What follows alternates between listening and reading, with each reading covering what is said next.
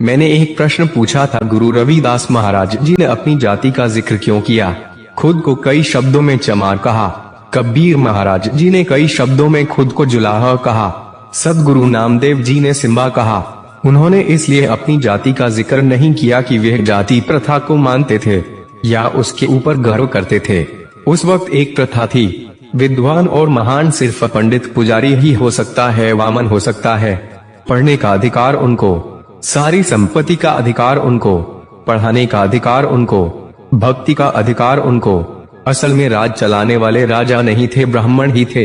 गुरु रविदास महाराज जी, सद्गुरु कबीर महाराज जी और भी महापुरुषों ने इस परंपरा के खिलाफ आवाज उठाई। इस परंपरा को चुनौती देना चाहते थे। राज दरबारों में, बड़ी बड़ी सभाओं में उन्होंने खुलकर अपनी जाति का जिक्र किया। यहाँ तक गुरु रविदास महाराज ने कहा, नागर जना मेरी जात विख्यात चमारन। जिस जाति को पढ़ने का अधिकार नहीं था, ज्ञान अर्जित करने का अधिकार नहीं था, भक्ति करने का अधिकार नहीं था, संपत्ति रखने का अधिकार नहीं था, गुरु रविदास महाराज जी ने कहा, मैं उसी जाति चमार जाति का हूँ।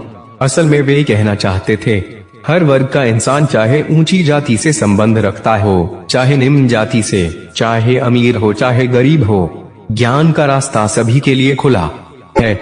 जब पूरे भारत में गुरु रविदास महाराज जी का नाम विख्यात हो गया, संतों में संत शिरोमणि हो गए, तो उन्होंने अपनी जाति का जिक्र किया, मैं चमार हूँ। कल जिससे दुनिया नफरत करती थी, आज ज्ञान और मेरे कर्म के कारण दुनिया सम्मान दे रही है। ज्ञान मार्ग में जाति धर्म मायने नहीं रखता। मायने रखता है वह मार्ग जिस पर आप चलते हो और आपका संकल्प जो आपको मंजिल तक ले जाएगा। ज्ञान के बल पर सिर्फ ब्राह्मण ही महान नहीं हो सकता। जिसके पास सारी सुविधाएं थी, एक चमार भी महान हो सकता है अपने ज्ञान और कर्म के कारण। गुरु रविदास महाराज जी ने जन्मजात की महानता को तोड़कर कर्म का सिद्धांत दिया। इंसान अपनी जात और कुल से महान नहीं होता, अपने ज्ञान और कर्म से महान होता।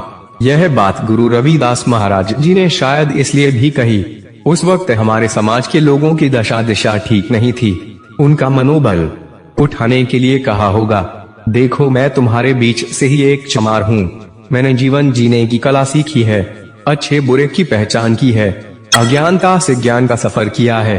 तुम भी कर सकते हो मेरे समाज के लोगों। यह गलत है, यह सिर्फ एक वर्ग ही सारी सुविधाओं को उपलब्ध होगा और तुम्हें वंचित रखा गया है। जब मैं कर सकता हूँ तो तुम भी कर सकते हो। उनके उत्साह को बढ़ाने के लिए, उनकी गुलामी का एहसास करवाने के लिए सच गुरु रविदास महाराज जी ने उस वक्त अपनी जाति चमार का जिक्र किया।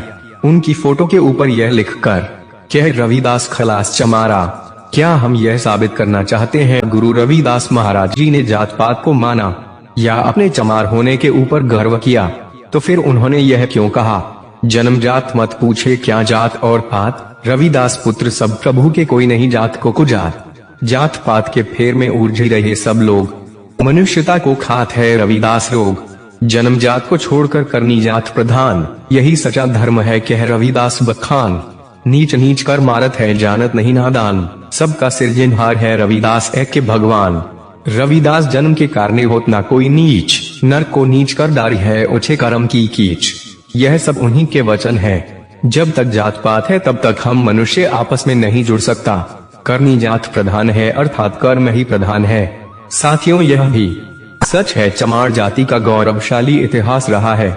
हर जाति में कोई ना कोई महापुरुष रहा है, लेकिन उन्होंने जाति को आगे नहीं बढ़ाया, हमेशा मानवता और इंसानियत को आगे रखा और ज्ञान का मार्ग दिया। सिर्फ इस प्रथा को तोड़ने के लिए उन्होंने बार बार जाति का जिक्र किया कि ब्राह्मण ही महान है, वे ही ज्ञान प्राप्त कर सकता है। राजाओं के सामने जाति का जिक्र करना ताकि राजाओं की आंखें खुल सके, वे ब्राह्मणवाद से गुरु हो सके, अपना राज बिना किसी भेदभाव के चला सके। लोकतांत्रिक समाजवाद की नींव रखी। अब विप्र प्रदान करें दंडवत तेरे नाम शरण आए रविदास दासा। कोई संत गुरु ऐसा क्यों रहेगा, कोई उसके चरणों में दंडवत कर रहा है, लेकिन वह समाज को बताना चाहते थे, देखो जो खुद को भगवान मानता था विप्र ब्राह्मण, उनके प्रधान भी आज मेरे चरणों में दंडवत कर रहे हैं। जो कल मेरे से नफरत करते थे आज मेरी शरण में है। वह कहना चाहते थे विश्व में जात प्रधान नहीं है, ब्राह्मण के ग्रंथों के मुताबिक शूद्र अछूत पूजने योग्य नहीं है, लेकिन मैंने अपने कर्म और ज्ञान से इस प्रथा को बदल दिया। विश्व में करनी अर्थात कर्म ही प्रधान है, ज्ञान ही प्रधान है और हमेशा रहेगा। प्रेम और ज्ञान से इंसान दुनिया जीत सकता है। ऐसे उन्होंने समाज के मनोबल को ऊपर उठाया होगा। कहा होगा, जब मैं कर सकता हूँ, जब मैं इन थोती परंपराओं को न मानकर ज्ञान को उपलब्ध हो सकता हूँ, श्रेष्ठ कर्म की ओर जाने का मार्ग धारण कर सकता हूँ।